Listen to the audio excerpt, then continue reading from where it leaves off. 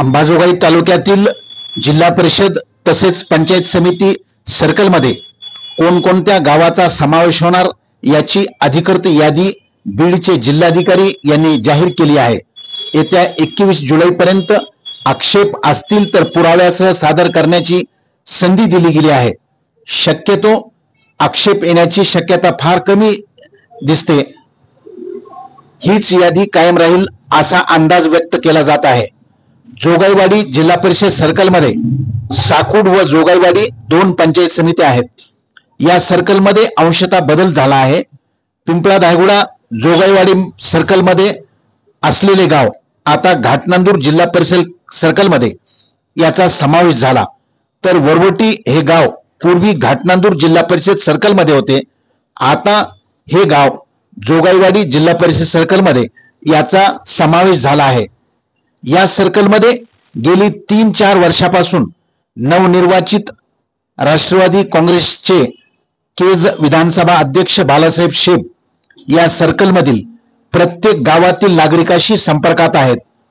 उद्या त्यांचा वाढदिवस असल्याने सर्कलमधील सर्व गावाच्या नागरिकांच्या वतीने बालासाहेब शेब यांचा वाढदिवस साजरा केला जाणार आहे। जिल्हा परिषद निवडणुकीमध्ये भाजप राष्ट्रवादी शिवसेना युती होते का, नाही झाली तर भाजपच्या वतीने उमेदवार कोण येते यावर या सर्कलमधील राजकीय परिस्थिती अवलंबून आहे। घाटनांदूर जिल्हा परिषद सर्कलमधून यापूर्वी बीड जिल्हा परिषदच्या अध्यक्षा शिवकन्या सिरसाट होत्या, त्यांनी प्रतिनिधित्व केले। ते जिल्हा परिषदचे अध्यक्षपद त्यांनी भूषवले।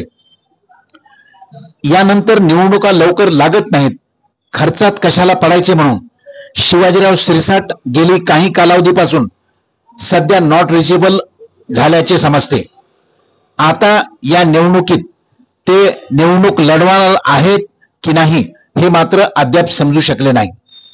या सर्कलमधून निवडणूक लढवण्यास अनेक जण इच्छुक आहेत।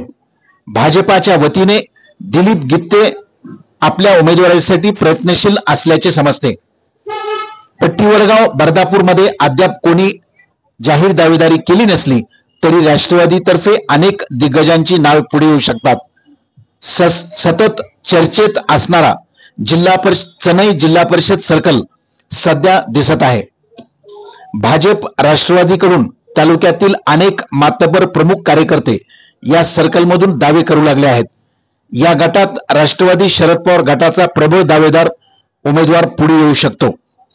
बीड जिल्ह्याचे 2 मातबर नेते पर्यावरण मंत्री पंकजाताई मुंडे व माजी मंत्री धनंजय मुंडे यांची स्थानिक स्वराज्य संस्थाच्या निवडणुकीत भूमिका काय,